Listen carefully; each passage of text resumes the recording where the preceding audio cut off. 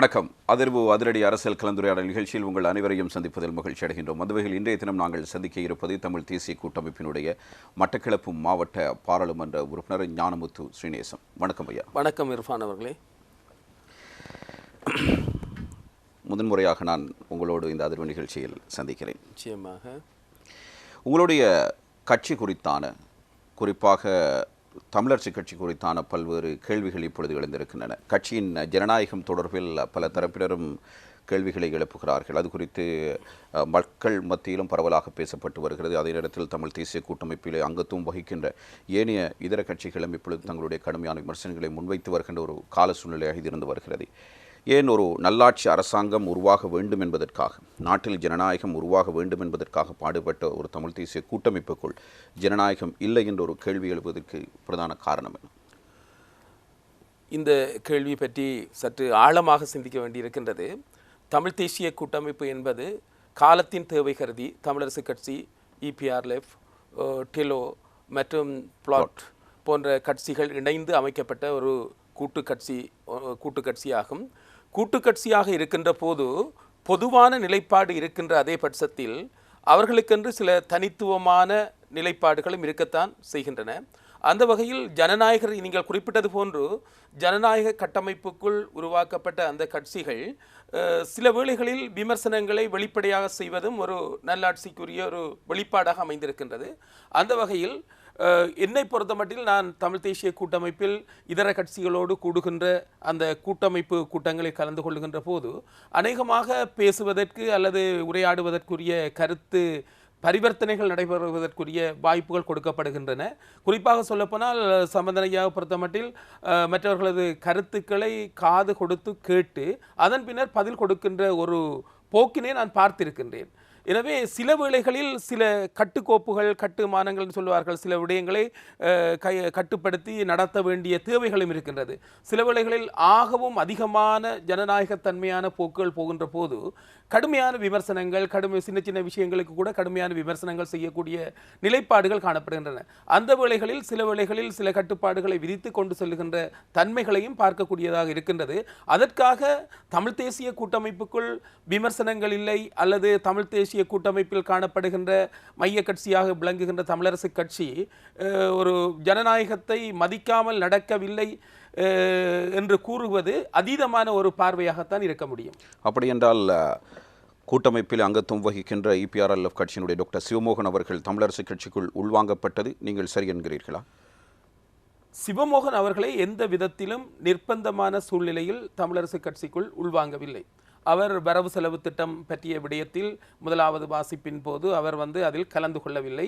அப்போது அவர் குறிப்பிட்டு எங்களுக்கு அனுப்பிய ஒரு விடயம், சுகையினம் காரணமாக நான் அதில் கலந்து கொள்ளவில்லை என்று. இரண்டாவது வாசிப்பின் போது அவர் அந்த வாக்களிப்பின் போது கலந்து கொண்டிருந்தார்.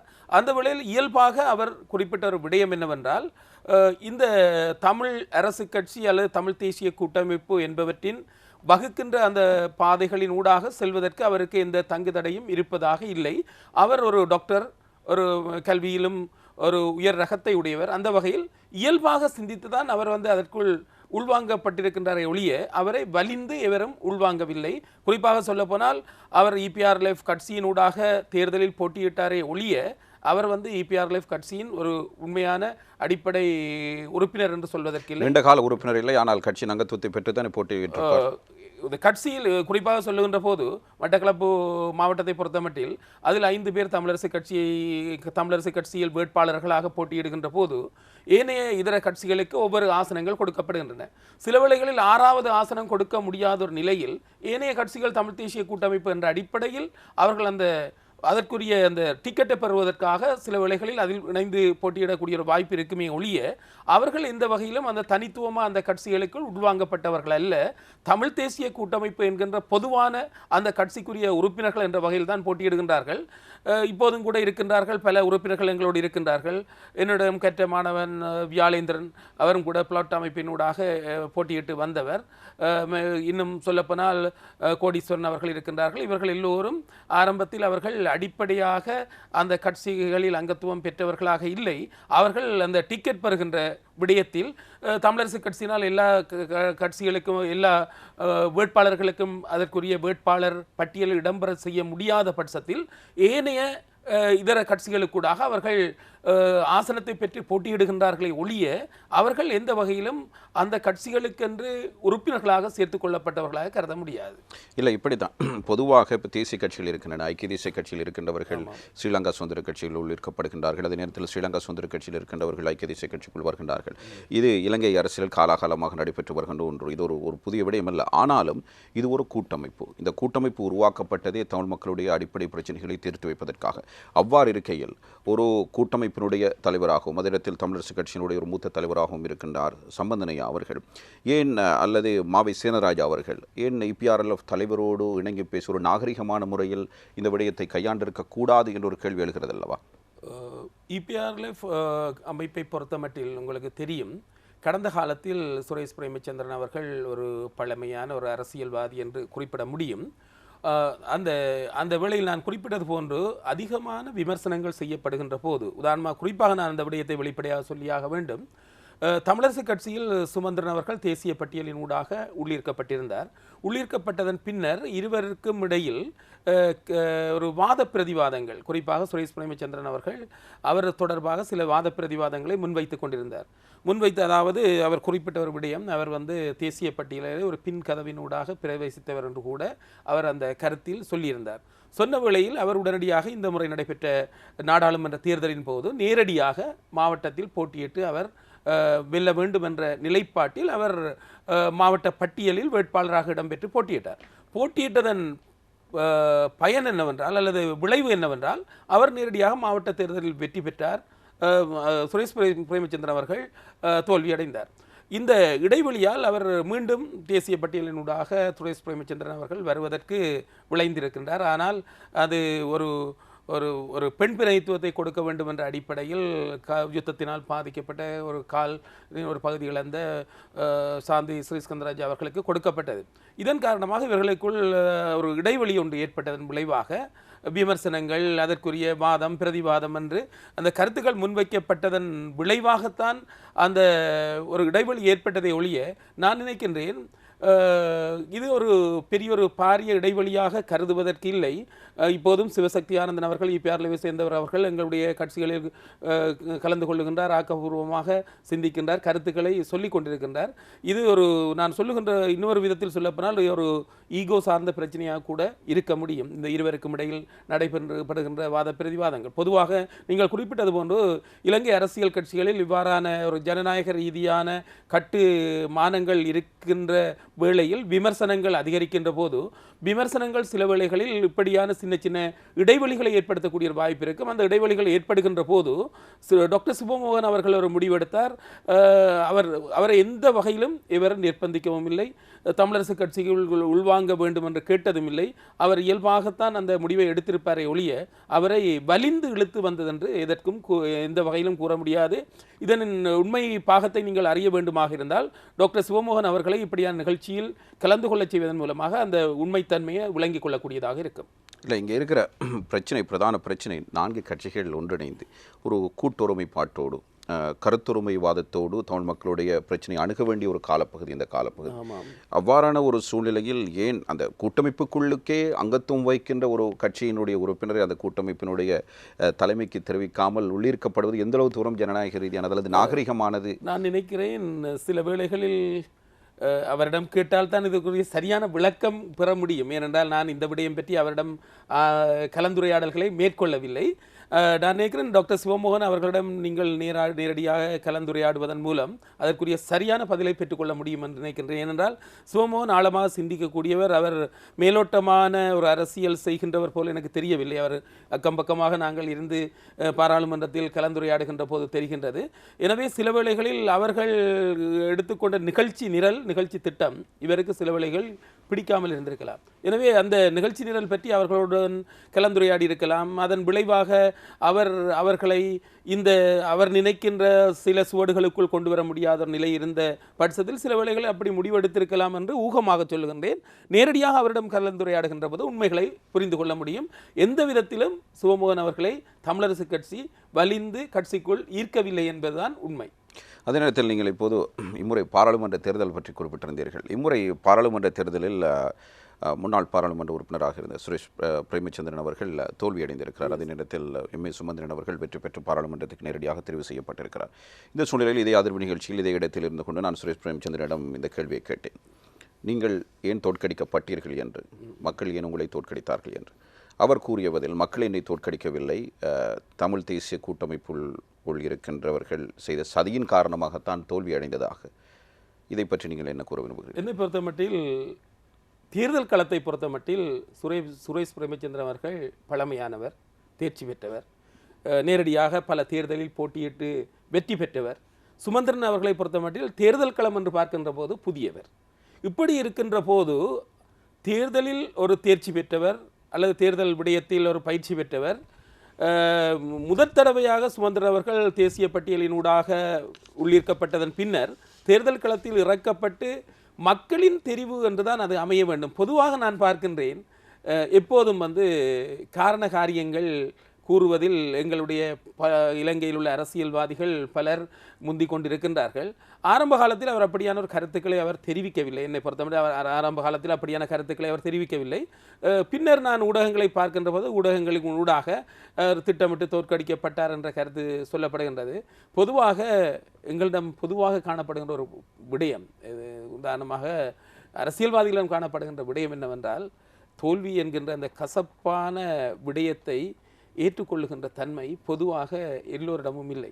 ஏனென்றால் அது அடுத்த தடவை பாராளுமன்ற தேர்தலில் போட்டியிடுகின்ற போது அவர் தோற்கடிக்கப்பட்டவர் என்று சொல்வதை விட ஏதோ சதியினால் தோற்கடிக்கப்பட்டவர் என்று சொல்லுகின்ற பாங்கு காணப்படுகிறது. உதாரணமாக மட்டக்களப்பு தேர்தலில் இந்த முறை ஒரு ஐக்கிய தேசிய கட்சியில் போட்டியிட்ட ஒரு வேட்பாளர் ஒரு 1440 வாக்குகளை பெற்றுவிட்டு அவர் குறிப்பிட்ட ஒரு விடயம், தனக்கு ஒரு இலக்கம் அதில் இணைய வேண்டியது தவற விடப்பட்டிருக்குன்னு சொன்னார். அப்படி என்றால் கிட்டத்தட்ட 14,000 சொச்சம் வாக்குகள் பெற்றிருக்கணும் என்று அடிப்படையில் குறிப்பிட்டிருந்தார். இது பொதுவாக சொல்லுகின்ற போது தோல்விகளை ஏற்றுக்கொள்ளுகின்ற பக்குவம் என்பது பொதுவாக எங்களுடைய கட்சியை மட்டும் சொல்லவில்லை, பரவலாக இலங்கையில் உள்ள கட்சிகளிடம் தோல்விகளை ஏற்றுக்கொள்ளுகின்ற பக்குவம் குறைவாக இருக்கின்றது. அதற்குரிய வியாக்கியானத்தை அளித்து மக்கள் என்னை தோற்கடிக்கவில்லை என்கின்ற ஒரு கருத்தினை இயம்புகின்ற தன்மை பரவலாக நீங்கள் பார்த்திருக்கின்றீர்கள். தேர்தலின் பின்னர் கூறப்படுகின்றது. ஆனால் ஒரு தேர்ச்சி பெற்ற அல்லது ஒரு அனுபவம் மிக்க EPRLF அமைப்பின் ஒரு பாராளுமன்ற உறுப்பினராக இருந்தவர், பல தடவைகள் தேர்தலில் போட்டியிட்டவர், இப்படியான கருத்துக்களை கூறுவது எனக்கு கொஞ்சம் வியப்பாகத்தான் இருக்கின்றது. அதே நேரத்தில் இப்பொழுது தமிழ் மக்கள் எப்பொழுதுமே தங்களுடைய சலுகைகளுக்காக அன்றி உரிமைகளுக்காக வாக்களித்தவர்கள். இம்முறை தேர்தலும் அப்படித்தான், இதற்கு முன்பு இடம்பெற்ற தேர்தலும் அப்படித்தான். இவ்வாறு இருக்கின்ற சூழ்நிலையில் இப்பொழுது இந்த நல்லாட்சி அரசாங்கத்தை கொண்டு வருவதில் தமிழ் தேசிய கூட்டமைப்பும் பாரிய பங்களிப்பை வழங்கியிருக்கிறது. எனவே தமிழ் மக்களும் ஒரு பாரிய எதிர்பார்ப்பினை வைத்திருக்கின்ற ஒரு காலப்பகுதி. இந்த சூழ்நிலையில் ஏற்கனவே தமிழ் மக்கள் பேரவை என்ற ஒன்று உருவாக்கப்பட்டதினால் சர்ச்சைகள் வெடித்தன. இப்பொழுது தமிழ் தேசிய கூட்டமைப்பு என்ற ஒன்று தான் தமிழ் மக்களுடைய பிரதிநிதியாக முன் சென்று பேச்சுவார்த்தைகளை நடத்தி கொண்டிருந்த சூழ்நிலையில் தமிழ் மக்கள் பேரவையினுடைய தோற்றம் என்பதும் ஒரு தரப்பினரால் ஏற்றுக்கொள்ளப்பட்டது. இன்னும் ஒரு தரப்பினால் இது சர்ச்சைகளை கொண்டு வரும். ஒரு அரசியலமைப்பு தீர்வுடையத்தில் செல்கின்ற பொழுது ஒருமித்த கருத்துரிமைப்பாட்டோடு செல்ல முடியாத ஒரு சூழ்நிலை ஏற்பட்டுவிடும் என்றெல்லாம் பிரச்சனைகள் பேசப்பட்டது. அவ்வாறு இருக்கையில் அதை ஒரு புறம் வைத்துவிட்டு தமிழ் தேசிய கூட்டமைப்புக்குள் இருப்பவர்கள் தமிழ் மக்களுடைய உரிமைகளை வெல்கின்ற விடயத்தில் ஒருங்கிணைந்த அந்த தலைமைகள் செயற்பட வேண்டுமே தவிர ஏன் இந்த கட்சிக்குள் உள்ளே இருக்கிறவர்களை ஈர்க்க வேண்டும் என்பதில் குறியாக இருக்கிறார்கள். மீண்டும் நீங்கள் அதே விடயத்திற்கு வருகின்றீர்கள். தமிழ் மக்கள் பேரவையை எடுத்துக்கொண்டால் காலோசிதமான ஒரு முடிவா என நான் கேட்கிறேன். உண்மையில் பார்க்கின்ற போது எப்போதும் எங்களுடைய பேரம் பேசுகின்ற அந்த ஒரு விடயத்தை ஒரு கனதியாக வைத்து கொள்ள வேண்டும் என்கின்ற சிந்தனை ஆரம்ப காலத்திலிருந்து வருகின்றது. பொருட்களுக்கு விலை பேசுகின்ற போதும் கூட ஒரு பொருளுக்கு 1000 ரூபாய் சொன்னால் இன்னொருவர் 500 ரூபாய்க்கு கேட்டால் அந்த பொருளின் விலை அந்த இரண்டுக்கும் இடையில் தான் தீர்மானிக்கப்படுவது உண்டு. அந்த வகையில் தான் நீங்கள் குறிப்பிடுவது போன்று தமிழ் மக்கள் பேரவை புத்திஜீவிகளை உள்ளடக்கிய ஒரு அமைப்பு என்பதை ஏற்றுக்கொண்டுதான் ஆக வேண்டும். அந்த தமிழ் மக்கள் பேரவையும் இந்த காலத்தில், இந்த பேரம் பேசுகின்ற ஒரு காலகட்டத்தில் ஒரு கனதியான ஒரு தீர்வு முன்வைக்கப்பட வேண்டும் என்ற அடிப்படையில் அவர்கள் விளைந்து செயற்படுவது போன்று தெரிகின்றது. ஒரு கனதியான தீர்வு, அதாவது ஒரு சாமானியமான தீர்வுகளை முன்வைக்காமல் ஒரு கனதியான தீர்வை முன்வைக்க வேண்டும். அப்படியான ஒரு கனதியான பாராளுமன்ற உறுப்பினர்கள், நான் தமிழ் மக்கள் பேரவை குறித்து கேட்கவில்லை. அது தோற்றம் பெற்றதனால் வந்த சர்ச்சைகள்.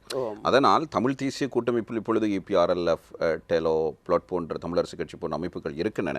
அவ்வாறு இருக்கையில் அப்போ எல்லா தலைமையிலும் ஒன்றிணைந்தான செயற்பட வேண்டும். சித்தார்த்தனாக இருக்கலாம், சுரேஷ் பிரேமச்சந்திரனாக இருக்கலாம், ஆர் சம்பந்தனையா, மாவை சேனதராஜா, எல்லோரும் சேர்ந்து தமிழ் மக்களுடைய உரிமைகளை வெல்கின்ற விடயத்தில், அபிலாஷைகளை பெற்றுக்கொள்கிற விடயத்தில் தீவிரமாக செயற்பட வேண்டுமே தவிர, ஏன் ஒரு தங்களுடைய கூட்டமைப்புக்குள்ளே இருக்கின்ற ஒரு பாராளுமன்ற ஒரு கட்சியிலிருந்து இன்னொரு பாராளுமன்ற உறுப்பினரை பெறுவது என்பது ஏன் அவ்வளவு முக்கியத்துவம் வாய்ந்தது இந்த காலப்பகுதியில்? நீங்கள் குறிப்பிட்டது போன்று கூட்டாக சேர்ந்து செயற்பட வேண்டும் என்ற அடிப்படையில் தான் அண்மையில் கிளிநொச்சியில் கடந்த 21ஆம் தேதி ஒரு கூட்டம் கூட்டப்பட்டது.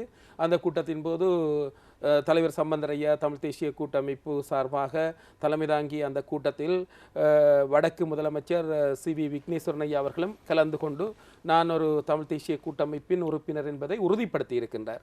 அந்த வகையில் பார்க்கின்ற போது அவர் உண்மையில் இதிலிருந்து விலகி செல்லக்கூடிய தன்மை எனக்கு தெரியவில்லை. அதேவேளை மற்ற கட்சிகளும், நீங்கள் சொல்லுகின்ற தமிழ் தேசிய கூட்டமைப்பின் பங்காளி கட்சிகளாக இருக்கின்ற கட்சிகளும் கூட, அந்த கட்சிகள் ஒரு சில விடயங்களில் அவர்கள் ஒரு கருத்துக்களை பரிமாறிக்கொள்ளுகின்றார்களே ஒழிய, முழுக்க தமிழ் தேசிய கூட்டமைப்பில் இருந்து அவர்கள் விலகிச் சென்று அடுத்த தேர்தலில் வெற்றி பெற்றால் எப்படியான ஒரு நிலைமை ஏற்படும் என்பது அவர்களுக்கு கடந்த கால வரலாறுகள் புகட்டுகின்ற ஒரு படிப்பினை ஒன்று இருக்கின்றது. எனவே எந்த ஒரு விதத்திலும் நான் நினைக்கின்றேன், தமிழ் தேசிய கூட்டமைப்பு என்கின்ற அந்த கட்டுமானத்தை, அந்த கட்டுக்கோப்பை உடைத்து கொண்டு இதர கட்சிகள், அதாவது இந்த அங்கத்துவ பங்காளி கட்சிகள் விலகிச் செல்வதற்கான வாய்ப்பு இல்லை. இதற்கு நல்ல சிறந்த உதாரணம் சொல்லுவேன். இந்த தமிழ் தேசிய கூட்டமைப்பு என்ற அந்த கட்டுக்கோப்புக்குள் வந்ததன் பேராக வெற்றி பலர் பெற்றிருக்கின்றார்கள். அதே போன்று இந்த தமிழ் தேசிய கூட்டமைப்பை விட்டு விலகி வெளியில் செல்கின்ற போது பாரிய தோல்விகளை சந்தித்திருக்கின்றார்கள். உதாரணமாக நான் சொல்லுவேன், மட்டக்களப்பு மாவட்டத்தில் 2004ஆம் ஆண்டு நடைபெற்ற தேர்தலில் 4 ஆசனங்கள் கைப்பற்றப்பட்டன. அதில் ஒரு அம்மையார் ஏறத்தாழ 48,000 வாக்குகளை பெற்று 2வது இடத்தை பெற்றிருந்தவர். அவர் ஒரு குறிப்பிட்ட காலத்தின் பின்னர் மிகவும் அரசாங்க கட்சி, அதாவது ஐக்கிய மக்கள் சுதந்திர முன்னணி, மிகவும் படாபடோபங்களாக அல்லது இன்னும் சொல்லப்போனால் மிகவும் வெற்றி முழக்கங்களோடு வந்த அந்த கட்சியோடு இணைந்து அவர் அந்த அங்கத்துவத்தை பெற்றிருந்தார். அவர் அடுத்த தேர்தலில், நான் நினைக்கிறேன் 2010ஆம் ஆண்டு நடைபெற்ற தேர்தலில் அந்த கட்சியின் சார்பாக போட்டியிட்ட போது வெறும் 1600 அல்லது 1800 வாக்குகளை பெற்று தோல்வியடைந்தார். இந்த விடயம் புகட்டுகின்ற உண்மை என்னவென்றால், மக்களை பொறுத்தமட்டில் வெற்றி முழக்கங்களோ அல்லது சலுகை அரசியலோ அல்லது ஒரு கவர்ச்சிகரமான சலுகைகளோ இவற்றை விட மக்கள மனங்களில் ஏதோ ஒரு இறுதி முடிவு, ஒரு இறுதி தீர்வு, இதை நோக்கி உறுதியாக நகர்கின்றவர்கள் யார் என்பதை பார்த்து தான் அவர்கள் வாக்களிக்கின்றார்கள் என்பதற்கு சிறந்த உதாரணம். இதே போன்றும் கடந்த காலத்தில் உங்களுக்கு தெரியும், தமிழ் தேசிய கூட்டமைப்புக்குள் வெளியிலிருந்து தேர்தலில் போட்டியிட்ட ஒரு சிலர் பெற்றுக்கொண்ட வாக்குகள் வெறும் 600 வாக்குகள், 1600 வாக்குகளை பெற்றவர்கள் தமிழ் தேசிய கூட்டமைப்புக்குள் இணைந்து போட்டியிட்டதன் பின்னர் 29,000 வாக்குகள் பெற்று அதீதமான வாக்குகளை பெற்று வெற்றி பெற்றதும் இருக்கின்றது. எனவே தமிழ் மக்கள் சொல்லுகின்ற ஒரு செய்தி என்னவென்றால், ஒன்றுபட்டால் உண்டு வாழ்வு. அதாவது நீங்கள் ஒற்றுமையாக இருந்தால் உங்களுக்கு நாங்கள் கடந்த கால தவறுகள் இருந்தாலும் தப்புகள் இருந்தாலும் அவற்றை நாங்கள் மறந்து வாக்களிப்பதற்கு நாங்கள் தயாராக இருக்கின்றோம். ஆனால் இந்த கட்டுக்கோப்பை உடைத்துவிட்டு வெளியில் செல்கின்ற போது உங்களுக்குரிய பாடங்களை புகட்டுவதற்கு நாங்கள் தயாராக இருக்கின்றோம் என்ற செய்திகளை பல தேர்தல்கள் மூலமாக அவர்கள் சொல்லியிருக்கின்றார்கள். குறிப்பாக நான் இன்னொரு உதாரணம் சொல்ல வேண்டும். 2000ஆம் ஆண்டு நடைபெற்ற ஒரு பாராளுமன்ற தேர்தலில் எங்களுடைய பங்காளி கட்சியைச் சேர்ந்த ஒரு உறுப்பினர் போட்டியிட்டு, ஒரு தனி கட்சி சார்பாக போட்டியிட்டு 600 வாக்குகளை பெற்றார். இதே நபர் 2001ஆம் ஆண்டு ஒரு வருட இடைவெளிக்குள் நடைபெற்ற தேர்தலில் தமிழ் தேசிய கூட்டமைப்பில் போட்டியிட்ட போது 14,000க்கு மேற்பட்ட வாக்குகளை பெற்றிருக்கின்றார். ஒரு வருட காலத்திற்குள் 600 வாக்குகள் என்பது 14,000க்கு மேற்பட்ட வாக்குகளாக அதிகரித்திருக்கின்றது என்றால், தமிழ் தேசிய கூட்டமைப்பு என்ற கட்டுமானத்துக்குள் இருந்தால்தான், ஒற்றுமையாக இருந்தால்தான், அதற்குள் விமர்சனங்கள் வரலாம், பல்வேறுபட்ட வியாக்கியானங்கள் வரலாம். ஆனால் மக்கள் எதிர்பார்க்கின்ற ஒரு விடயம் என்னவென்றால், ஒன்றுபட்ட தமிழ் தேசிய கூட்டமைப்புக்குள் இருக்கின்ற போதுதான் வெற்றி வாய்ப்பு கிடைக்குமே ஒழிய இதனை உடைத்து கொண்டு வெளியேறுகின்ற போது படிப்பினைகள் அவர்களுக்கு மனவேதனையை தருவதாகத்தான் அமையும் என்பது கடந்த கால வரலாறு. நீங்கள் குறிப்பிட்டிருந்தீர்கள் ஒன்றுபட்டால் உண்டு வாழ்வு என்று. இப்பொழுது முன்னாள் பாராளுமன்ற உறுப்பினர் சுரேஷ் பிரேமச்சந்திரன் அவர்கள் தமிழரசு கட்சி தொடர்பாகவும் அதே நேரத்தில் தமிழ் தேசிய கூட்டமைப்பை ஒரு கட்சியாக பதிவு செய்கின்ற விடயத்திலும் பல விமர்சனங்களை முன்வைத்திருக்கிறார். இதன் காரணமாக இடம்பெறுகின்ற விடயங்களை வைத்து பார்க்கின்ற பொழுது தமிழ் தேசிய கூட்டமைப்புக்குள் இருந்து சுரேஷ் பிரேமச்சந்திரன் ஓரங்கட்டப்படுகிறார் என்று நான் எடுத்துக்கொள்ளலாமா? ஓரம் கட்டப்படுகின்றார்கள் என்று சொல்வதை விட ஒதுங்கிக் கொள்கின்றார் என்று சொல்வதுதான் பொருத்தமாக இருக்கும். ஏனென்றால் அவரும் உண்மையில் அவர் ஒதுங்கிக் கொள்கிறார் என்று. ஏனென்றால் நான் சொல்லுகின்றேன் என்னவென்றால் அவரை ஓரங்கட்ட வேண்டிய தேவை இல்லை. ஏனென்றால் சமந்தரையாவை பொறுத்த மட்டில் உங்களுக்கு தெரியும் 1977ஆம் ஆண்டு தேர்தலில் வெற்றி பெற்றதன் பின்னர் நீண்டகால அரசியல் அனுபவம் பெற்றவர். எவரையும் ஒதுக்க வேண்டும் ஒடுக்க வேண்டும் என்ற எண்ணம் அவரிடம் இல்லை. ஆனால் காலத்துக்கு ஏற்ற கருத்துகளோடு பின்னி பிணைந்து ஒற்றுமையாக பயணித்தால்தான் நாங்கள் வெற்றியை பெற வேண்டும் என்ற ஒரு போக்கு அவரிடம் இருக்கின்றது. திரு சுரேஷ் பிரேமச்சந்திரன் அவர்களிடம் அந்த போக்கு இல்லை என்கிறீர்களா? சுரேஷ் பிரேமச்சந்திரன் அவர்களை பொறுத்த மட்டும் நான் சொன்னேன், அவரை நான் குறைத்து மதிப்பிட விரும்பவில்லை. காலத்துக்கேற்ற தலைமையின் இப்போது அவருக்கு முதல் கட்சிக்குள் இருக்கும் போது ஒரு கட்சியின் பேச்சாளராக கூட இருந்தவர். அவர் அதிகமாக அவருக்கு என்னவென்றால் நான் நினைக்கின்றேன், நான் ஏற்கனவே சொல்லிவிட்டேன், அவரை நான் குறைத்து மதிப்பிட விரும்பவில்லை. ஆனால் சுரேஷ் பிரேமச்சந்திரன் அவர்களுக்கும் சுமந்திரன் அவர்கள் திடீர் பிரவாகமாக இந்த கட்சிக்குள் வந்ததன் பின்னர் அவர் சட்ட விடயங்களை கையாளக்கூடிய சில அவருடைய தொழில்வாண்மையை பெற்றிருக்கின்றார் என்ற அடிப்படையில் பல விடயங்களில் சட்ட ரீதியான சில பேச்சுவார்த்தைகள் அல்லது சட்ட நுணுக்கமான சில விடயங்களில் அவர் கலந்து கொள்ளுகின்ற போது சில வேளைகளில் இந்த இவர்களுக்கு இடையில் ஒரு ஈகோ ப்ராப்ளம், அதாவது ஈகோ பிரச்சனைகள் ஏற்படுகின்றதோ தெரியவில்லை. அவர் வந்ததற்கு பிறகு சில வேளைகளில் அவர்களுக்கு இடையில் ஒரு தலைமைத்துவ ரீதியான அடுத்த நிலை போட்டிகள் ஏற்பட்டது எனக்கு தெரியவில்லை. இதன் பின்னர் தான் அவரை பற்றி தான் கூடுதலாக விமர்சனம் செய்தார். உங்களுக்கு தெரியும், யாழ்ப்பாணத்தில் எல்லாம் இந்த பொம்மைகள் எரிக்கப்பட்டது, பல விமர்சனங்களாம் செய்யப்பட்டது. இது தேர்தலுக்கு முற்பட்ட காலம். அதற்கு பிறகுதான் அவர் பின்கதவு அரசியலால் வந்தவர் என்றும் கூட விமர்சனத்தை முன்வைத்திருந்தார். நான் சுருக்கமாக சொல்வது, ரெண்டு பேருக்கும் இடையில கருத்து முரண்பாடுகள் கருத்து வேறுபாடுகள் இல்லாமல் இருந்திருந்தால் அவர் தேசிய பட்டியலில் கூட வந்திருப்பார், இவர் மாவட்ட தேர்தல் மூலமாக வந்திருப்பார். இந்த விவாதங்கள் தேசிய பட்டியல் மூலமாக சுமந்திரன் தேசிய பட்டியல் வழக்கமாக சுமந்திரன் தேசிய பட்டியலுக்கூடாக வந்தது போன்று அவர் தேசிய பட்டியலுக்குள்ளாக வந்திருப்பார், இவர் மாவட்ட தேர்தலுக்கு ஊடாக வந்திருக்கிறதற்கு வாய்ப்பு இருக்கின்றது. இவர் சொன்னார் பின்கதவு அரசியலுக்குடால் வந்தவர் என்று தேசிய பட்டியலை இவர் வியாக்கியானம் செய்திருந்தார். அதன் பின்னர் அவர் அதனை ஒரு மக்கள் மூலமாக தெரிவு செய்யப்பட வேண்டும் என்ற ஒரு முனைப்பை ஏற்படுத்தியவர் சுரேஷ் பிரேமச்சந்திரன் அவர்கள். அதன் பின்னர் தான் அவர் துணிந்து வந்து யாழ்ப்பாண மாவட்ட தேர்தலில் போட்டியிட்டதன் விளைவு என்னவென்றால் மாறி சொன்னது போல சுமந்திரம் வென்று விட்டார், இவர் தவற விடுபட்டார். ஆனால் அதன் பின்னரும் கூட இவர்களுக்கு இடையில் ஒரு புரிந்துணர்வை ஏற்படுத்தி கொண்டு சென்றிருந்தால் பயணம் அவ்வளவு தூரம் பாரிய இடைவெளியை ஏற்படுத்தி இருக்காது. இன்றும் கூட நான் நினைக்கிறேன் கன தூரம் சென்றதாக நான் கருதவில்லை.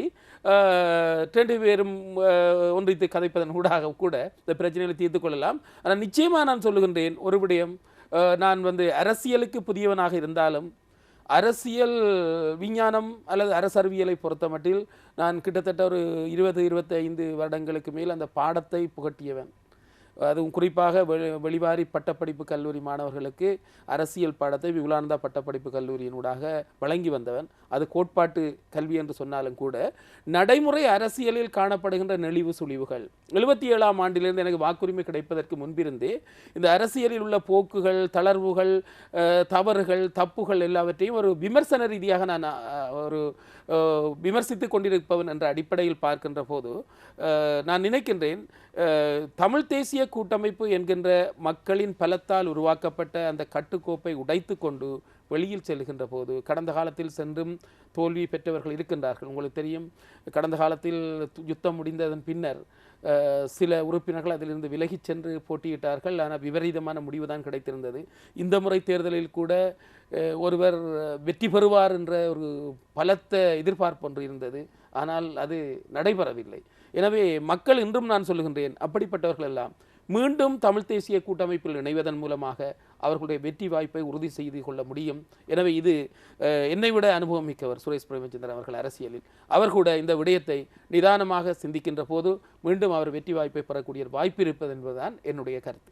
இந்த பிரச்சனைகளுக்கெல்லாம் அடிப்படை காரணமாக பேசப்படுவது, இதன் ஆரம்ப மூலப்புள்ளி எங்கிருந்து தொடங்குகிறது என்றால், இந்த தமிழ் தேசிய கூட்டமைப்பை ஒரு அரசியல் கட்சியாக பதிவு செய்யாத விடத்து. இதை பதிவு செய்துவிட்டால் பிரச்சனை இல்லை, ஏன் பதிவு செய்யாமல் இருக்கிறது? தமிழ் தேசிய கூட்டமைப்பு ஒரு கட்டத்துக்குள்ள வந்துவிட்டது. முதல் தமிழரசு கட்சி வேறையாக இருந்தது, இபிஆர்எல் வேறையாக, டெலோ வேறையாக, பிளாட் வேறையாக இருந்தது.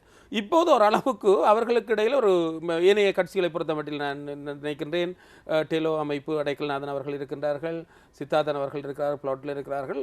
ஓரளவுக்கு சம்பந்தரையாட கருத்துகளோடு அவர்கள் ஒன்றித்து போகின்ற தன்மையை நான் கூட்டங்களின் போது அவதானிக்கக்கூடியதாக இருக்கிறது. சில கருத்துக்களோடு ஒன்றித்து போனால் கூட்டமைப்பை கட்சியாக பதிவு செய்து இல்லை, நான் அப்படி சொல்லவில்லை.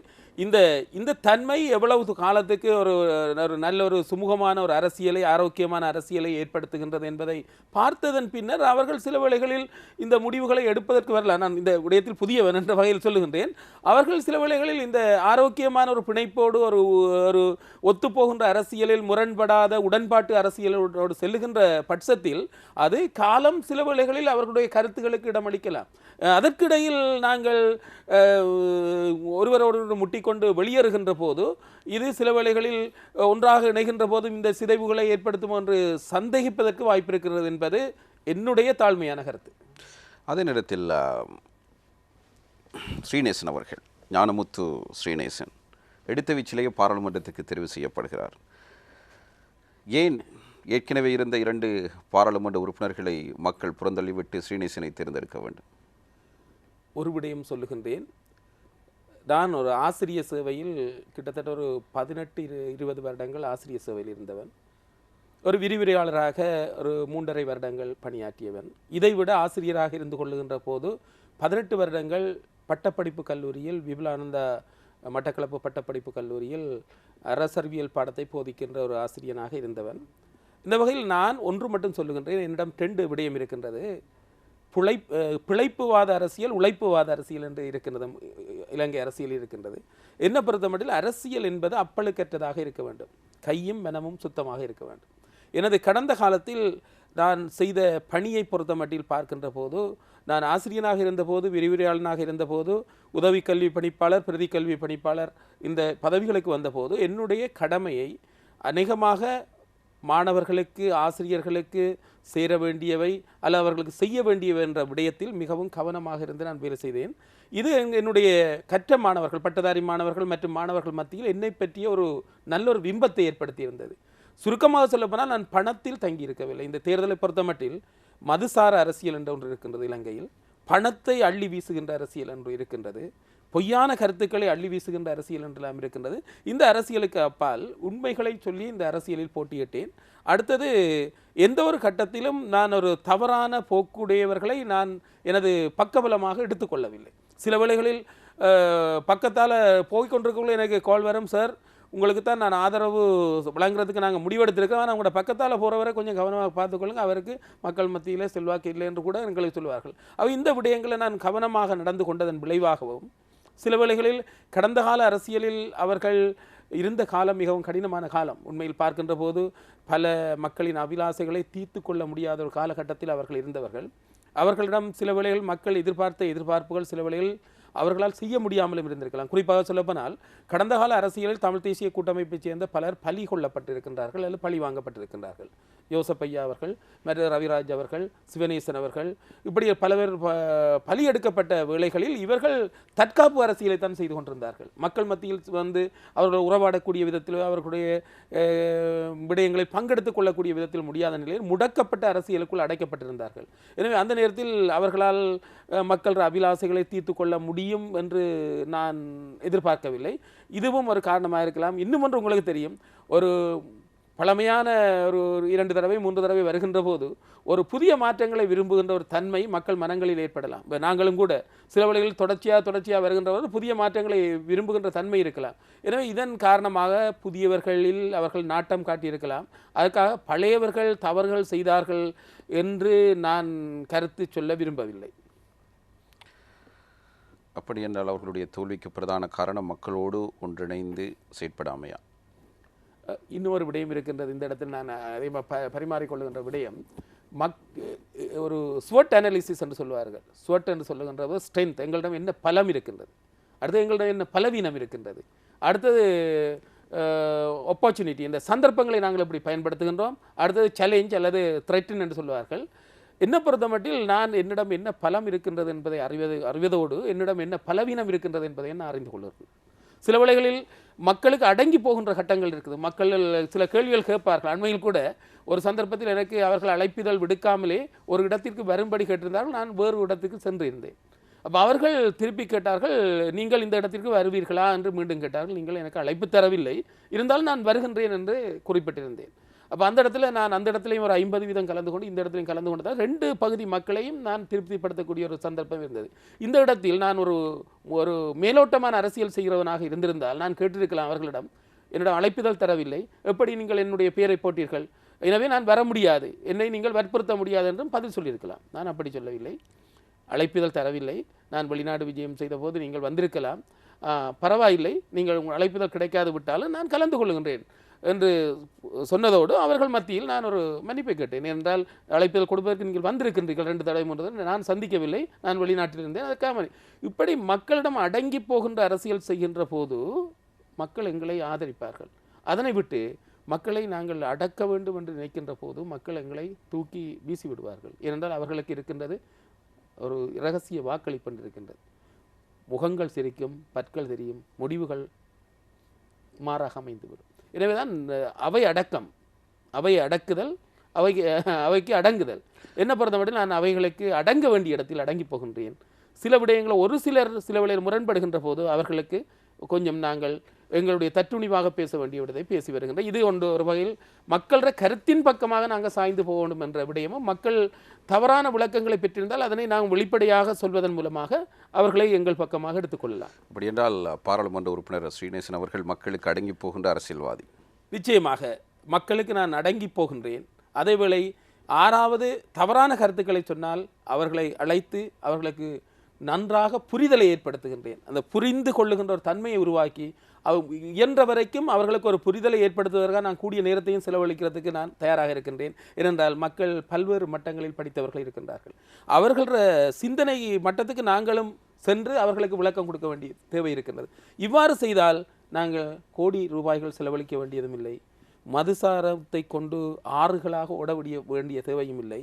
ஒரு மன இணக்கப்பாட்டுடன் நாங்கள் வெற்றியை பெறுவதற்கு வாய்ப்பு இருக்கிறது. இந்த கேள்விக்கான பதிலை மட்டக்களப்பு மாவட்ட வாக்காளர் பெருமக்கள் நன்றாக ஞாபகத்தில் வைத்துக் கொள்ள வேண்டும். ஏனென்றால் அரசியலுக்கு புதிதாக வருகின்ற பொழுது உணர்ச்சி பூர்வமாக கவர்ச்சியாக சில விடயங்களை பேச முடியும். ஆனால் அரசியல் செய்து கொண்டு போகின்ற பொழுதுதான் அதில் இருக்கின்ற பிரச்சனைகளை ஆராய்ந்து பார்க்கின்ற பொழுது சில இடங்களில் தவற விடப்படக்கூடிய சந்தர்ப்பங்கள் நிறையவே ஏற்படுகின்றன அரசியல்வாதிகளுக்கு. ஏற்கனவே கூறியதொன்று, பின்னர் அவர்கள் நடைமுறைப்படுத்துவதொன்று. கோட்பாட்டு அரசியல் வேறு, செயற்பாட்டு அரசியல் வேறு.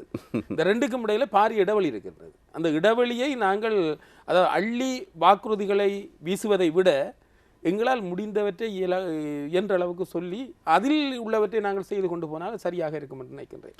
அதே நேரத்தில் ஒரு தமிழ் மக்களுடைய ஒரு விடுதலை போராட்டத்தில் பங்கெடுத்த மட்டக்களப்பு மாவட்டத்தில் முக்கியமான 2 பேர் என்று சொன்னால் அது விநாயகமூர்த்தி முரளிதரன் அவர்கள், முன்னாள் பாராளுமன்ற உறுப்பினர், அதே போன்று முன்னாள் முதலமைச்சர் சிவனேசத்துறை சந்திரகாந்தன்.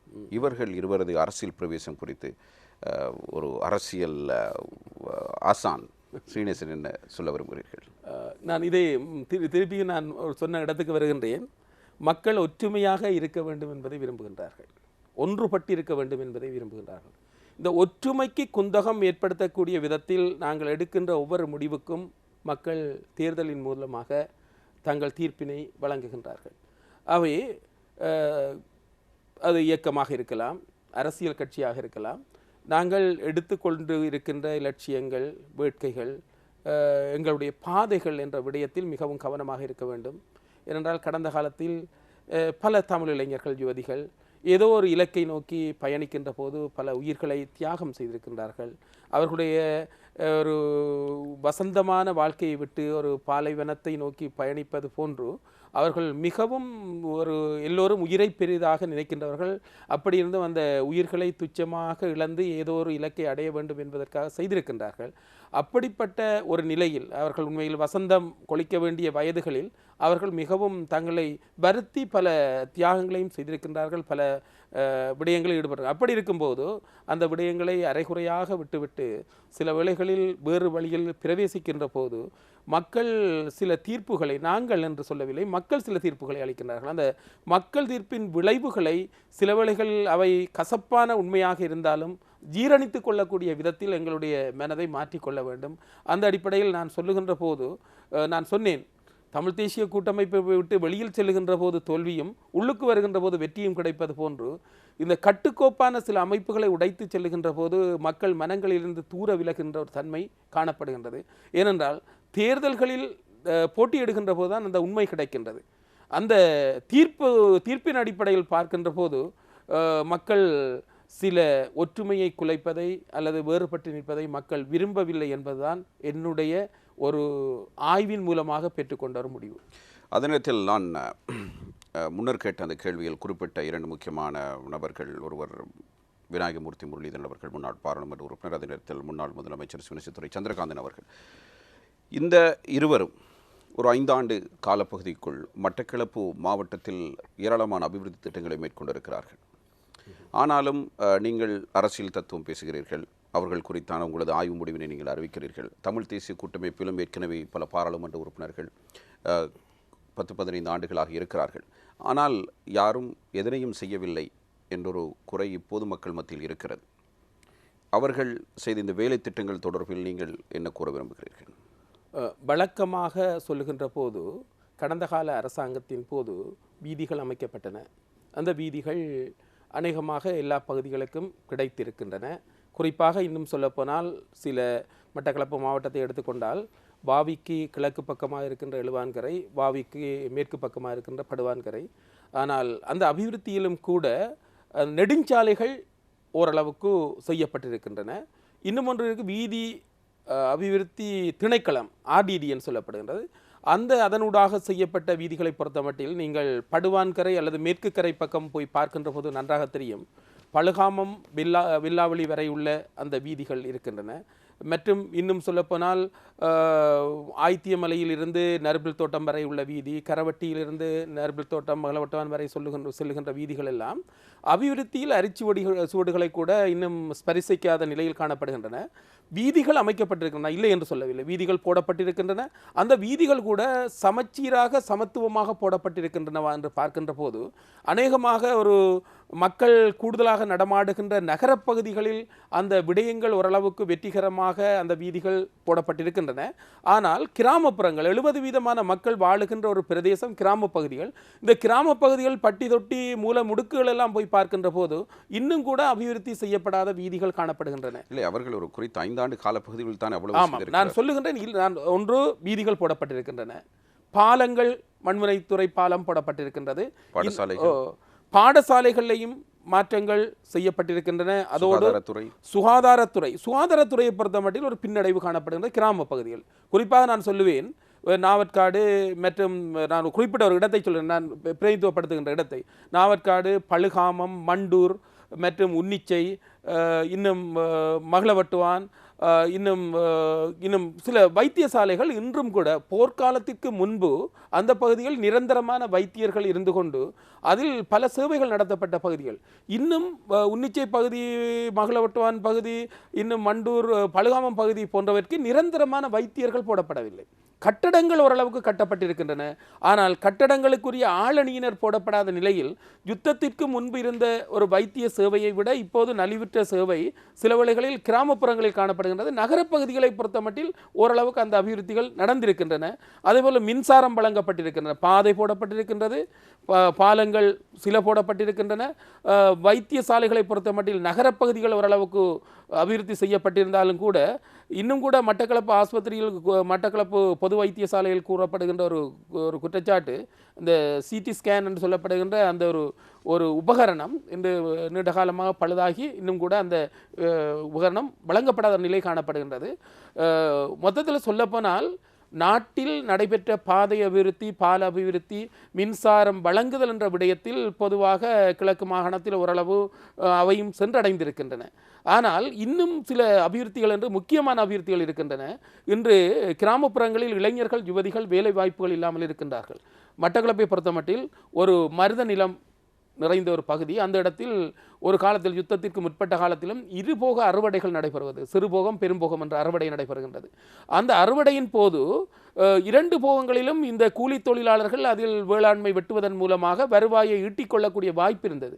தற்போது இயந்திர பிரவேசம் காரணமாக மெஷினரி ஒர்க், அதாவது வேளாண்மை வெட்டுவதற்காக ஜான் டியர் என்று சொல்லப்படுகின்ற இயந்திரங்கள் வந்ததன் பின்னர் பல ஆயிரக்கணக்கான கூலி தொழிலாளிகள் தொழிலிழந்திருக்கின்றார்கள். இதனால் என்ன தொழில் செய்வதென்று தெரியாமல் இவர்கள் மத்திய கிழக்கு பயணிப்பது, தங்களுடைய மனைவிமாரை அனுப்புவதென்று பல ஒரு சமூக சீரழிவுகள் ஏற்படுகின்ற ஒரு நிலைமையும் காணப்படுகின்றது. எனவே எனது பார்வையில் அபிவிருத்தி என்று சொல்லுகின்ற போது கரடியனார் என்ற இடத்தில் ஒரு பெரிய ஒரு விவசாய பண்ணை இருந்தது. ஆயிரக்கணக்கான தொழிலாளிகள் வேலை பார்க்கக்கூடிய, வேலை வாய்ப்பை பெறக்கூடிய ஒரு நிலைமை காணப்பட்டது. இன்று அந்த பண்ணையில் ஒரு 45 பேர் வரை வேலை பார்க்கக்கூடிய அளவுக்கு அந்த பண்ணை சுருங்கிவிட்டது. முன்பு 2000 பேர் வரைக்கும் வேலை செய்யக்கூடிய ஒரு பண்ணை சுருங்கிவிட்டது, வேலை வாய்ப்பு இல்லாமல் இருக்கின்றது. தொழிற்சாலைகள், வாழைச்சேனை பேப்பர் ஃபேக்டரி எடுத்துக்கொண்டீங்கன்னு சொன்னால் அந்த தொழிற்சாலையில் கிட்டத்தட்ட 3000க்கு மேற்பட்டவர் தொழில் வாய்ப்பை பெற்றவர்கள். இன்று 100-120 பேரோடு அந்த தொழிற்சாலை ஊசலாடி கொண்டிருக்கின்றது. மண்டூர் ஓட்டு தொழிற்சாலை காணப்பட்டது, அதில் 90-100 பேர் வரை வேலை பார்த்த தொழிற்சாலை முடங்கி கிடக்கின்றது. அதேபோல் விழுப்படிச்சேனையில் ஒரு ஓட்டு தொழிற்சாலை அமைப்பதற்கான ஆரம்ப கட்ட வேலைகள் நடைபெற்று அவை நிறைவேற்றப்படாத நிலையில் முடக்கப்பட்டது. இன்னும் சொல்லப்போனால் மொரக்கட்டாஞ்சனையில் ஒரு அரிசி ஆலை, ஒரு பாரிய அரிசி ஆலை போடுவதற்கான முயற்சி மேற்கொள்ளப்பட்டது, அதுவும் கைவிடப்பட்டிருந்தது கடந்த காலத்தில் யுத்தம் காரணமாக. அடுத்த கட்டமாக ஒரு அரச அச்சக கூட்டுத்தாபனத்தை அமைப்பதற்கு சந்திவெளி போன்ற பிரதேசத்தில் முயற்சி எடுத்திருந்தார்கள். இப்படிப்பட்ட இந்த மக்களுக்கு வாழ்வாதாரத்திற்கான வருமானத்தை பெற்றுக் கொடுக்கக்கூடிய தொழிற்சாலைகள் அமைக்கப்பட்டு அவர்களுக்குரிய தொழில்கள் வழங்கப்படுகின்ற போதுதான் வாழ்வாதார வருவாய்களை பெற்றுக்கொள்ளக்கூடியதாக இருக்கும். அதன் மூலமாகத்தான் ஒரு பொருளாதார அபிவிருத்தியை பெற்று அதனூடாக சமூக அபிவிருத்தி அடைவதற்கு வாய்ப்பு இருக்கின்றது. இன்னும் தொழிற்சாலைகள் எதுவும் திறக்கப்படவில்லை என்பது, தொழில் வாய்ப்புகள் கொடுக்கப்படவில்லை என்பதும் மக்கள் மனங்களில் வறுமையோடு போராடுகின்ற ஒரு போராட்ட வாழ்க்கையை நடத்துகின்ற தன்மையை அவதானிக்கக்கூடியதாக இருக்கின்றது. நீங்கள் சொல்வதை கேட்கின்ற பொழுது நன்றாக இருக்கிறது. அதே நேரத்தில் நீங்கள் இவ்வளவு விடயங்களை தெரிந்து வைத்திருக்கிறீர்கள். முதன்முறையாக பாராளுமன்றத்துக்கு வந்த நீங்கள் அவர்கள் விட்ட இடத்திலிருந்து அல்லது அவர்கள் விட்ட தவறுகளிலிருந்து நீங்கி தமிழ் தேசிய கூட்டமைப்பினோட ஒரு பாராளுமன்ற உறுப்பினர் என்ற வகையில் அவர்கள் இப்பொழுது அதிகாரத்தில் இல்லை, நீங்கள் அதிகாரத்தோடு இருக்கிறீர்கள். நீங்கள் இந்த பணிகளை மேற்கொள்வீர்களா? இந்த விடயத்தில் நீங்கள் கேட்கின்ற கேள்வியும் ஒரு கேட்க வேண்டிய கேள்விதான். பாராளுமன்ற வரவு செலவு திட்டத்தின் போதும் தனிப்பட்ட முறையில் நிதியமைச்சரோடு கலந்துரையாடுகின்ற எங்களுடைய தமிழ் தேசிய கூட்டமைப்பின் நிகழ்வுகளின் போதும் இந்த விடயங்களை நாங்கள் தொட்டு காட்டினோம், புட்டு காட்டினோம். அதன் அடிப்படையில் எங்களுக்கு கொடுக்கப்பட்ட உத்தரவாதம் காகித தொழிற்சாலை திறக்கப்படும் என்று பிரதம மந்திரி அவர்கள், நிதியமைச்சர் போன்றவர்கள் எங்களுக்கு உத்தரவாதம் தந்திருக்கின்றார்கள். இந்த கன்சார்ட் எடுத்து பார்த்தேன் நான் என்று அவர்கள் சொல்லப்பட்டதில் ஓட்டு தொழிற்சாலை திறக்கப்படும், காகித தொழிற்சாலை திறக்கப்படும், இந்த ஆண்டில் திறக்கப்படும் என்ற உத்தரவாதம் தரப்பட்டிருக்கிறது. கன்சார்ட்டில் நிதியமைச்சருடைய பேச்சு பதிவு செய்யப்பட்டிருக்கிறது. அதே போன்று இன்னும் ஒன்று, நான் சொன்ன எழுவான்கரை படுவான்கரை என்ற இடத்தில் நீர்நிலைகளுக்கூடாக மக்கள் இன்னும் பயணிக்கின்ற ஒரு பரிதாபமான நிலைமை காணப்படுகின்றது. அவற்றை இணைக்கக்கூடிய விதத்தில் பாலங்கள் அமைக்கப்பட வேண்டும் என்ற ஒரு பரிந்துரையை நான் குறிப்பிட்டிருந்தேன். பேச்சுகளின் போதும் கலந்துரையாடல்களின் போதும் இந்த விடயங்கள் கூறப்பட்டிருக்கின்றன. இந்த நிலைமையில் ஒரு 3 பாலங்கள், நான் நினைக்கிறேன் 4 பாலங்கள், அதாவது நரிபில் தோட்டம் பங்கடாவளி துறை பாலம் போடப்படுவதாக நிதியமைச்சர் உத்தரவாதம் தந்திருக்கின்றார். அதே போன்று சந்திவழி தீலிவெட்டை பாலம் கட்டித்தருவதாக உத்தரவாதம் தந்திருக்கின்றார். அதே போன்று மூங்கில் 6 பாலம், துறை நிலாவணையில் இருக்கின்ற மூங்கில் 6 பாலத்தையும் போட்டு தருவதாக அவர்கள் உத்தரவாதம் தந்திருக்கின்றார்கள். எனவே இந்த விடயங்கள் அவர்கள் தந்த உத்தரவாதத்திற்கு அமைய நிறைவேற்றப்படுமாக இருந்தால், தொழிற்சாலைகள் திறக்கப்படுவது, பாலங்கள் அமைக்கப்படுவது, இவை போன்ற போக்குவரத்து ரீதியான தாமதங்களை தவிர்த்துக் கொள்வதற்கும் உயிராபத்துகளை தவிர்த்துக் கொள்வதற்கும் இது உதவக்கூடியதாக இருக்கும். அத்தோடு தொழிற்சாலைகள் ஒரு ஆயிரக்கணக்கான தொழிலாளிகளுக்கு வேலை வாய்ப்புகளை கொடுப்பதற்கு உதவும். இதன் மூலமாக ஏற்கனவே அவர்கள் காலத்தில் அபிவிருத்தி முற்றாக செய்யவில்லை என்று மறுதளிப்பது பிழையான ஒரு காரியம். ஆகவே பாதைகள் போடப்பட்டிருக்கின்றன, பாலமும் போடப்பட்டிருக்கின்றது, மண்முனை துறை பாலம் போடப்பட்டிருக்கின்றது. ஆனால் இன்னும் அதே போன்று அம்பலாந்துறை பாலம் போடப்பட இருக்கின்றது, அதே போன்று குருமன்வெளி பாலம், மண்டூர் பாலம் போடப்பட வேண்டியிருக்கின்றது. அதே போல நான் சொன்னது போல சந்திவெளியில் ஒரு பாலம் போட வேண்டியிருக்கின்றது, நரிப்பில் தோட்டத்தில் ஒரு பாலம் போட இவற்றை நீங்கள் செய்வீர்களா? இப்பொழுது அதிகாரத்தோடு இருக்கிறீர்களா? நிச்சயமா அதிகாரத்தோடு இருக்கின்றோம். நீங்க ஏற்கனவே ஒரு விடயம் குறிப்பிட்டு விட்டீர்கள், நீங்கள் உரிமைக்கான பயணத்துக்கு சென்றவர்கள் என்று ஒரு விடயம். நான் உங்களை கூறவில்லை. தமிழ் மக்கள் வாக்களித்தது உரிமைக்காக, சலுகைகளுக்காக அல்ல. ஆனாலும் நீங்கள் மக்களுடைய குறைகள் இருக்கிறது என்பதை நீங்கள் மறைத்துவிட்டு செல்ல முடியாது. மட்டக்களப்பு மாவட்டத்தை பொறுத்தவரையில் இப்பொழுது அவர்கள் இல்லை. ஒரு பக்கம் நீங்கள் உரிமைகளுக்காக கடந்த கால பாராளுமன்ற 2010 காலத்தை எடுத்துக்கொண்டோமே, ஆனால் தமிழ் தேசிய கூட்டமைப்பு உரிமைக்காக பேசியது. அதே நேரத்தில் விமர்சிக்கப்பட்டவர்கள் கருணாமான், பிள்ளையான் போன்றவர்கள் அவர்களுக்கு தேவையானவர்களால் முடிந்த அபிவிருத்திகளை செய்திருக்கிறார்கள்.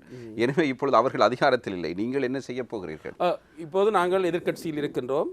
இந்த விடயங்களை எந்த இடத்தில் நாங்கள் சுட்டிக்காட்ட வேண்டுமோ அல்லது அதற்குரிய பலத்தை பிரயோகிக்க வேண்டுமோ, இந்த விடயங்களை நாம் பலத்தை பிரயோகித்துக் கொண்டிருக்கின்றோம். இதன் காரணமாகத்தான் எங்களுடைய மூத்த தலைவர்கள் மற்றும் சிரேஷ்ட அரசியல்வாதிகள் ஒரு குழுவாக இணைந்து வரவு செலவு திட்டத்தில் அவர்கள் எங்களது வாக்குகளை எதிர்பார்த்து கொண்டிருந்தார்கள். அந்த வேளையில் நாங்கள் சில ஒரு விதமான நிபந்தனைகள் என்று சொல்லலாம். ஏனென்றால் அபிவிருத்தி என்ற ஒரு விடயம் இருக்கின்றது, தண்டவாளம் போடப்படுகின்ற அரசியல் என்று சொல்லுகின்ற நான் ஒரு விடயம் நான் குறிப்பிட்டிருக்கிறேன். அதாவது ஒரு பக்கம் அபிவிருத்தி என்கின்ற ஒரு விடயம் சென்று கொண்டிருக்க, அடுத்த பக்கம் உரிமைக்கான செய்யும் ரெண்டும் செய்து கொண்டிருக்கோம், ரெண்டும் போய்கொண்டிருக்கணும் என்று நினைக்கிறேன். ஒன்றை நிறுத்திவிட்டு ஒன்றை செய்யலாது. இதுவரையும் தமிழ் தேசிய கூட்டமைப்பு ஒன்றைத்தானே செய்தது. ஒன்றை செய்தது. இப்போ அடுத்த உங்களுக்கு தெரியும் 2009ஆம் ஆண்டு போர் நிறுத்தப்பட்டது. அதற்கு பின்பு இருந்த அரசியல் செயல்பாடுகள் உங்களுக்கு தெரியும். ஒரு விதமாக நான் அதை விமர்சிக்கின்ற போது ஃபைப்பா தியரி என்று சொல்கிறேன். ஃபைப்பான்னு சொல்லக்குள்ள அநேகமாக அரசியல் கட்சியில் இருக்கின்றவர்களை தங்கள் பக்கமாக ஈர்த்து கொண்டு ஒரு 3/2 பெரும்பான்மையை பெற்றிருந்தார்கள். குறிப்பாக 18வது திருத்தத்தை எடுத்துக்கொண்டால் 163 பேர் அந்த 18வது திருத்தத்தை கையுயர்த்தியிருந்தார்கள். ரங்கா அவர்கள் அநேகமாக பல விமர்சனங்களை செய்கின்றார். அவரும் கூட கையை உயர்த்தியவர். நான் கேட்டினான், மின்னல் நிகழ்ச்சியில் போன போது அவரிடம் கேட்டினான், ஒரு ஜனநாயக அரசியலுக்குள் ஒரு சர்வாதிகார போக்கினை ஏற்படுத்தக்கூடிய விதத்தில் தான் ஜிஆர் ஜெயவர்தனா அவர்களால் வரைந்து கொள்ளப்பட்ட 2ஆம் குடியரசு அரசியல் திட்டம் அமைந்திருந்தது. அவர் சொல்லியிருந்தார் ஒரு தடவை, ஆணை பெண்ணாக்க முடியாது, பெண்ணை ஆணாக்க முடியாது, வேறு அனைத்தையும் செய்யக்கூடிய அதிகாரம் என்னிடம் இருக்கின்றது என்று ஜிஆர் ஜெயவர்தனா அந்த முதுமை நிலையிலும் கூட குறிப்பிட்டிருந்தார். 18வது திருத்தம் வருகின்ற போது அனுரகுமார் திசநாயக் என்று நினைக்கின்ற ஜேவிபி அல்லது விஜித ஹீரத்தா இருக்கணும், அவர் ஒரு நல்ல ஒரு விமர்சனம் செய்திருந்தார். ஜிஆர் ஜெயவர்தனா அன்று சொன்னார், ஆணை பெண்ணாக்க முடியாது, பெண்ணை ஆணாக்க முடியாது என்று சொன்னார். ஆனால் 18வது திருத்தம் வந்தால் ஆணையும் பெண்ணாக்கலாம், பெண்ணையும் ஆணாக்கலாம். அவ்வளவு தூரம் ஒரு பயங்கரமான ஒரு அரசியல் யாப்பாக இது அமையப் போகின்றது என்பதை அவர் சுட்டிக்காட்டியிருந்தார். அந்த வகையில் பார்க்கின்ற போது இந்த அரசியல் யாப்பு திருத்தத்துக்கான ஆட்களை பிடித்தல் என்ற பாதையில் அவர்கள் பதவிகளை கொடுத்தல், பணத்தை கொடுத்தல் அல்லது பயமுறுத்தல், பழிவாங்கல், படுகொலை செய்தல் என்று பல்வேறுபட்ட உத்திகளை கையாண்டார்கள். அந்த உத்திகளின் மூலமாக அவர்கள் அந்த பெருமை சிராணி பண்டாரநாயக்கா அவர்களது அந்த பதவியை இழக்கச் செய்வதற்கு கூட 153 பேர் கைகளை உயர்த்தி இருக்கின்றார்கள். அப்படி பார்க்கின்ற போது அந்த அரசியல் ஒரு விதமான ஒரு தனித்துவமான அல்லது ஒரு குறிப்பிட்ட பிரிவினரின் நோக்கத்திற்கு அமைவாக சென்று கொண்டிருக்கின்ற போதும் கூட எம்மவர்களும் சிலர் அதற்கு கை உயர்த்தி தான் இருக்கிறார்கள். ஆனால் இன்று என்ன சொல்லுகின்றார்கள் என்றால், அந்த காலத்து சூழ்நிலையில் அதை செய்ய முடியாமல் நாங்கள் இருந்திருக்க முடியாது என்று சொல்லுகின்றவர்களும் இருக்கின்றார்கள்.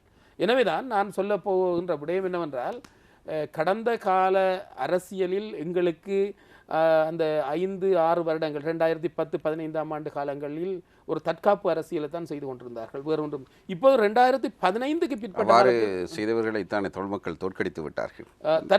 நீங்க அப்படி அந்த விடயம் மாத்திரமாக இருந்திருந்தால் ஏதோ ஒரு விடயங்களும் அவர் மக்கள் மனதங்களில் பதிவு செய்யப்பட்டிருக்கலாம். நான் என்னென்றால், ஒருவரையும் நொந்தவரை மீண்டும் நோகடிக்க விரும்புவதில்லை. அந்த இடத்தில் பிரயோகித்த ஒரு வார்த்தை அதுவும் ஒன்று. அது மட்டுமாக இருந்திருந்தால் சிலர் வெல்லவும் வைத்திருக்கிறார்கள் தானே. அப்படி பார்க்கின்ற போது சிலரை வெல்லவும் வைத்திருக்கின்றார்கள், சிலரை தோற்கடித்தும் இருக்கின்றார். அது மக்களின் கருத்து, மக்களின் கணிப்பு, மக்களின் தீர்மானம் என்பவற்றில் நாங்கள் விமர்சிப்பது எந்த அளவுக்கு பொருத்தமாக இருக்குமோ தெரியாது. சரி, இப்பொழுது நாங்கள் மக்கள் பக்கமே வருவோம்.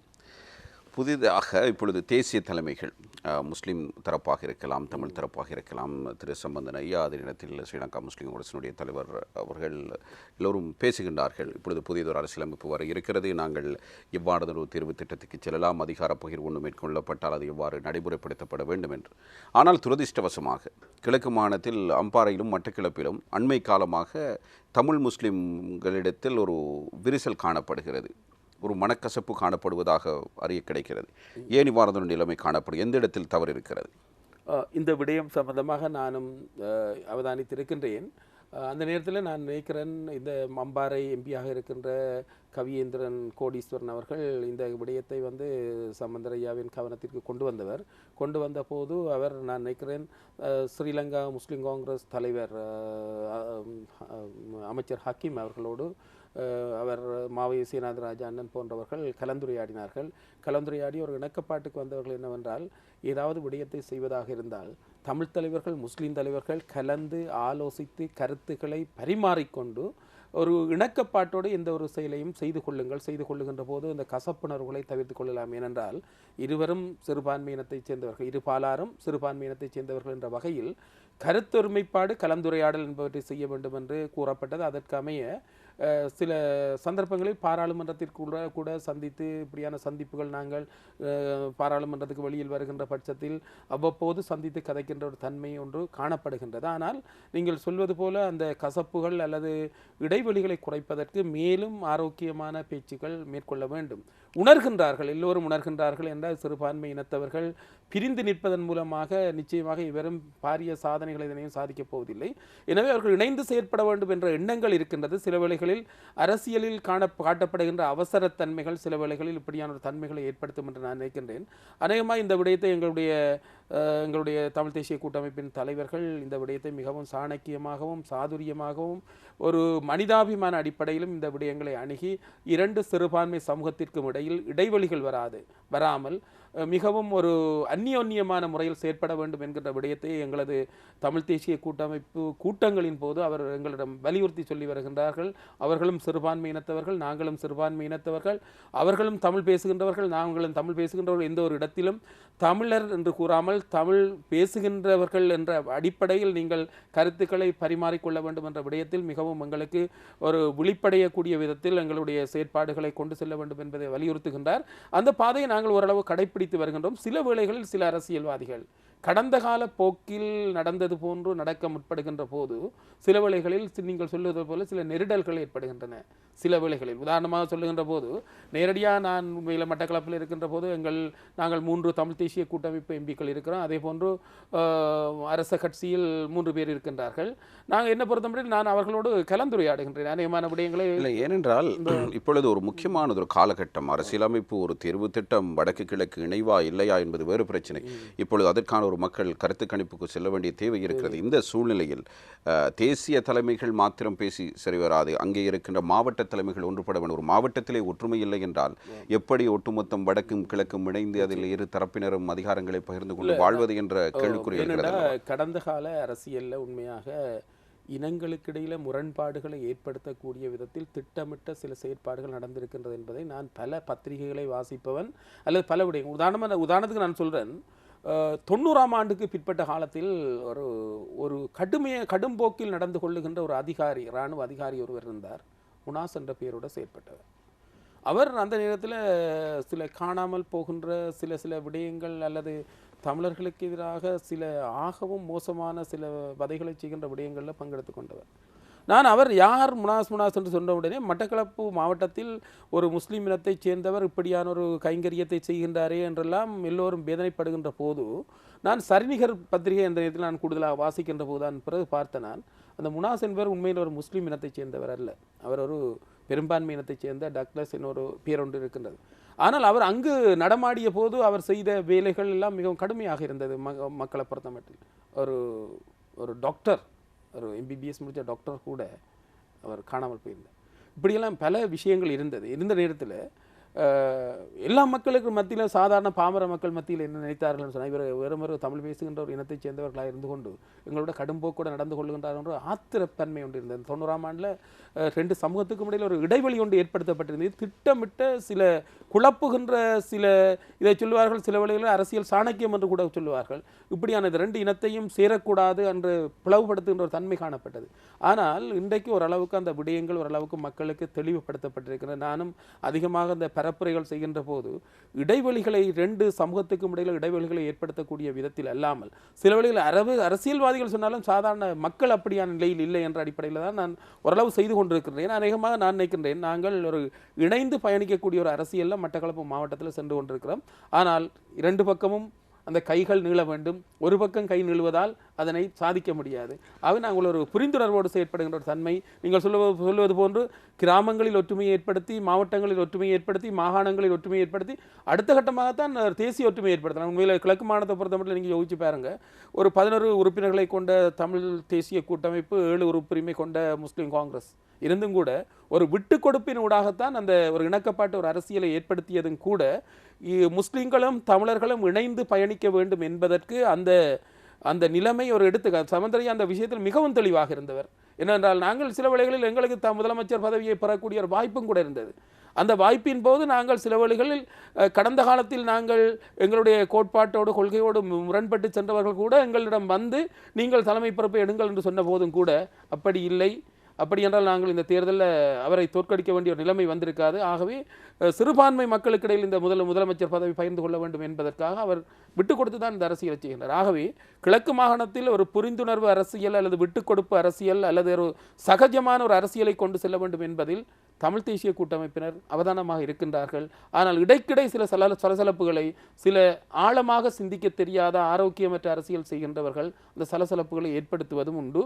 இப்போது குறைந்திருக்கின்றது அந்த விடயம்.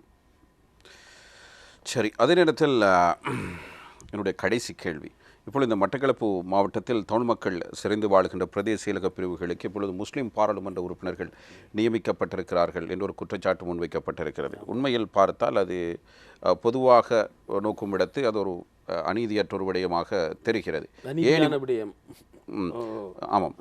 இப்பொழுது இந்த இடத்தில் ஏன் 3 முஸ்லீம் பாராளுமன்ற உறுப்பினர்கள் நியமிக்கப்பட வேண்டும்? ஏன் தமிழ் தேசிய கூட்டமைப்பில் இருக்கின்ற உங்களை போன்றவர்கள் அந்த இடத்துக்கு நியமிக்கப்படவில்லை? இதில் உண்மையில் நீங்கள் இது சிந்திக்க வேண்டிய கேள்வி, மக்கள் கேட்கின்ற கேள்வியை தான் நீங்கள் கேட்கின்றீர்கள். இந்த விடயம் சம்பந்தமாக நாங்கள் எதிர்க்கட்சி தலைவரிடம் இந்த கருத்துக்களை பரிமாறிக்கொண்டிருக்கிறோம். என்னவென்றால், நாங்கள் எதிர்க்கட்சி அரசியல் இருக்கின்ற போது அடிக்கடி ஆளுங்கட்சி ஜனாதிபதியோ பிரதம மந்திரியோ சந்தித்து கதைப்பதற்குரிய வாய்ப்பு கிடைப்பது குறைவு.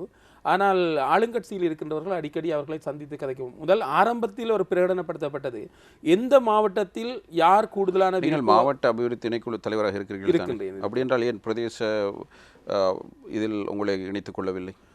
அந்த விடயம் நான் நினைக்கின்றேன், நாங்கள் அதை ஒரு கருத்தாக கொடுத்திருக்கின்றோம். நாங்கள் அந்த விடயத்தை நாங்கள் கொடுத்திருக்கின்றோம். எதிர்க்கட்சி தலைவர் கூடாக அந்த விடயத்தை கொடுத்திருக்கின்றோம். ஏனென்றால் அதுவும் கூட நான் நினைக்கின்றேன், அந்த அரசியலும் கூட சில வேளைகளில் ஒரு ஆரோக்கியமான தன்மையை காட்டாது. ஏனென்றால் உண்மையில் 14 அரசாங்கம் தான் நியமிக்கிறது. நியமிக்கிறது. அந்த விஷயத்தை தான் நாங்கள் அரசிடம் அந்த விடயத்தை நாங்கள் இப்போ எங்களுக்கு சேர்மன் என்பது மட்டக்களப்பில் இன்னொரு விடயம் இப்போ மக்கள் பரிமாறிக்கொள்ளுகின்ற ஒரு விடயம் என்னவென்றால், 26% முஸ்லீம்கள் இருக்கின்றார்கள், 74% தமிழர்கள் இருக்கின்றார்கள். இந்த சேர்மன் அந்த இணைத்தலைமையை நியமிக்கின்ற ஒரு விடயத்தில் 4 முஸ்லீம் தலைவர்களும் 1 தமிழ் தலைவரும் நியமிக்கப்பட்டிருக்கிறார் சொன்னால், அந்த பிரதிநிதித்துவத்தில் 80% முஸ்லீம் மக்கள் சார்பாகவும் 20% தமிழ் மக்கள் சார்பாகவும் மாவட்ட இணைத்தலைமை வழங்கப்பட்டிருக்கின்றது. இதுவும் மக்கள் மத்தியில் பேசப்படுகின்ற ஒரு விடயமாக இருக்கின்றது. இப்போது மற்ற தமிழ் தேசிய கூட்டமைப்பு எம்பிக்கள் இன்னும் 2 இருக்கின்றார்கள். அப்படி என்றால் அவர்களையும் கூட இந்த இணைத்தலைமையில் இணைத்து கொண்டால் எண்ணிக்கை 4 1 5 2 7 இருந்து போட்டு போனாலும் பரவாயில்லை தானே. ஏனென்றால் மக்கள் சாதாரண பாமர மக்கள், படித்த மக்கள் எல்லோரும் பார்க்கின்ற போது, ஒரு புறவயமான அரசியல் பார்வையில் பார்க்கின்ற போது, என்ன மட்டக்களப்பில் 74% தமிழ் மக்கள் இருக்கின்ற போது 26% முஸ்லீம் மக்கள் இருக்கின்ற போது ஒருவர் மாத்திரம் இணைத்தலைமையில் இணைக்கப்பட்டிருக்கின்றார், 4 பேர் முஸ்லிம்களாக இருக்கின்றார்கள் என்று பார்த்து எங்களிடம் விமர்சிக்கின்றனர். அதை வெளியே பார்க்கின்ற பொழுது திட்ட தெளிவாக அநீதியாக தெரிகிறது. நான் நினைக்கிறேன் சமகால அரசியலை பொறுத்தவரையில் அதில் 3 கட்சிகளைச் சேர்ந்தவர்கள் இருக்கிறார்கள். 3 பேரையும் திருப்திப்படுத்த வேண்டும் என்பதற்காக அவரது ஒரு தீர்மானம் எடுக்கப்பட்டிருக்கலாம். ஏனென்றால் அது சரி, முதல் ஆரம்பத்தில் கட்சியில் அதிக விருப்பு வாக்குகளை பெற்றவர் என்ற வகையில் என்னுடைய பேர் தான் பத்திரிகைகளில் பிரசுரிக்கப்பட்டிருந்தது. அதன் பின்னர் கிழக்கு மாகாண முதலமைச்சர் என்ற ஒரு கோதாவில் அவருடைய பேர் ஒரு சம்பிரதாயமாக 3 மாவட்டங்களும் இருக்க வேண்டும் என்று சொல்லப்பட்டது. அதுக்கு பிறகு எங்களுடைய மற்ற பிரதி அமைச்சர்கள் இடைவிடாத அழுத்தங்களை பிரயோகித்ததன் காரணமாக நிச்சயமாக ஆரம்பத்தில் இருக்கிறதுன்னு சொன்னால் ஒரு முதலமைச்சரும் ஒரு அதிகமான வாக்குகளை பெற்றவர் என்ற அடிப்படையில் அந்த மாவட்டத்தில் கூடுதலான வாக்கு பெற்றவர் தமிழ் தேசிய கூட்டமைப்பு உறுப்பினரும் இருக்க வேண்டிய நிலைமை இருந்தது. ஆனால் எங்களுடைய பிரதி அமைச்சர்கள் இராஜாங்க அமைச்சர்கள் அடிக்கடி ஜனாதிபதியை சந்தித்து பிரதம மந்திரியை சந்தித்து பிரயோகித்த அழுத்தங்கள் காரணமாக அதன் பின்னர் அந்த பேர் ஒன்று வந்தது. அதற்கு பிறகு இன்னொரு பேர் வந்தது. அதுக்கு பிறகு அடுத்த பேரும் வந்து என்ன நீங்கள் சொல்வது போல தேசிய அரசாங்கத்தில் 3 கட்சியைச் சேர்ந்தவர்கள் 3 பேர் இருக்கிற 3 பேரும் வெவ்வேறு கட்சியைச் சேர்ந்தவர்கள். உங்கள் கட்சியில் இருக்கிற இருவரையும் இணைத்துக் கொண்டு நீங்களும் சம்பந்தன் ஐயாவோடு சென்று ஜனாதிபதியோடு கதைத்தால் அந்த விடயத்தை நான் சொல்லியிருக்கின்றேன். ஏன்னா அதில் வந்து எனக்கு ஆட்சேபனை இல்லை. எந்த ஒரு சந்தர்ப்பத்திலும் ஒரு பன்மைத்தன்மையாக பன்முகத்தன்மையான ஒரு ஜனநாயக பிரதித்துவம் என்பது இருந்தால்தான் மக்களுக்கும் ஒரு நம்பிக்கை ஏற்படுத்தும். அந்த விடயத்தை நான் சொல்லியிருக்கிறேன். நான் இந்த விடயம் அவர்கள் சொல்ல முடியும் நான் சொல்லியிருக்கிறேன். அது மட்டுமில்லை பிரதேச செயலக மட்டங்களில் இன்னும் ஒரு தவறு இழைக்கப்பட்டிருக்கிறது. அந்த தவறு என்னவென்றால் இந்த அமைச்சர்கள் இராஜாங்க அமைச்சர் பிரதி அமைச்சர் போன்றவர்கள் மற்றும் இன்னொரு எம்பி இருக்கின்றார் 3 பேரையும் அந்த 14 பிரதேச செயலகங்களுக்கும் இணைத்தலைவர்களாக பகிர்ந்திருக்கின்றது. அதேவேளை தமிழ் தேசிய கூட்டமைப்பை சேர்ந்த எங்களிடம் 2 எம்பிக்கள் இருக்கின்றார்கள். அவர்களுக்கு அந்த சந்தர்ப்பம் கொடுக்கப்படவில்லை. அப்போ இந்த விடயத்தை தான் நாங்கள் கடந்த கூட்டத்தின் போது எதிர்க்கட்சி அலுவலகத்தில் நடைபெற்ற கூட்டத்தின் போது இந்த விடயத்தை குறிப்பிட்டு இந்த உண்மையில் 4 முஸ்லீம் பிரதேச இருக்கின்றன, 10 தமிழ் பிரதேச செயலகங்கள் இருக்கின்றன. கடைசி இந்த 10 பிரதேச செயலகங்களுக்கு அந்த 3 எம்பிக்களையும் இணைத்தலைமை வகிக்கக்கூடிய விதத்தில் அதனை பகிர்ந்து கொடுக்க வேண்டும் என்ற எங்களுடைய கோரிக்கை ஒன்று, நியாயமான கோரிக்கை ஒன்று கொடுக்கப்பட இருக்கின்றது. எழுத்து மூலமாக அந்த விடயங்கள் கொடுக்கப்பட்டிருக்கு. எனவே இது செய்யப்படுகின்ற போதுதான் இவர்களுக்கும் ஒரு நம்பிக்கையும் புரிந்துணர்வும் ஏற்படும். இல்லை என்றால் இவர்கள் என்னவென்றால் எல்லாவற்றையும் இவர்களை அனுபவிக்கின்றார்கள் என்ற ஒரு கேள்வி ஒன்று ஏற்படக்கூடிய ஒரு வாய்ப்பு இருக்கின்றது. எனவே நான் நினைக்கின்றேன் இது இந்த நியாயம் நீங்கள் சொல்லுவது போன்று நானும் சொல்லுவது ஒரு நியாயமான ஒரு கோரிக்கை. அந்த நியாயமான கோரிக்கை நிறைவேற்றப்படும் என்று நாங்கள் எதிர்பார்க்கின்றோம். அதே நேரத்தில் இணைய அந்த பதவிகளில் இருக்கின்றவர்களும் தாங்கள் விட்டுக் கொடுப்போடு இல்லை இந்த சமூகத்தைச் சேர்ந்தவர்கள் நியமிக்கப்பட்டால் தான் இது நியாயமானது என்ற கருத்து கூறுவார்களாக இருந்தால் அது ஆரோக்கியமானதாக இருக்கும். அதே நேரத்தில் ஒரு நல்லுறவை கட்டியெழுப்பதற்கு சிறந்த அடித்தளமாக இருக்கும். ஏனென்றால் இப்பொழுது இருக்கின்ற சின்ன சின்ன மனக்கசப்புகள் பெரிய பெரிய கசப்புகளாக மாறக்கூடாது. அந்த நிலைமை வந்துவிடக்கூடாது. நான் நினைக்கிறேன் பார்ப்போம். நான் அந்த விடயத்தில் நான் அவர்களோடையும் உரையாட வேண்டி இருக்கின்றது. அவர்களும் ஏற்றுக்கொள்வார்கள் என்று நம்புகின்றேன்.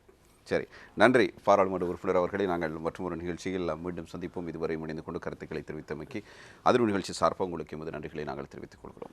நன்றி இர்ஃபான் அவர்களே. முதல் தடவையாக இந்த அதிர்வு நிகழ்ச்சியில் கலந்து கொண்டு பல ரகமான உடறுப்பு கேள்விகள் எல்லாம் கேட்டிருந்தீர்கள்.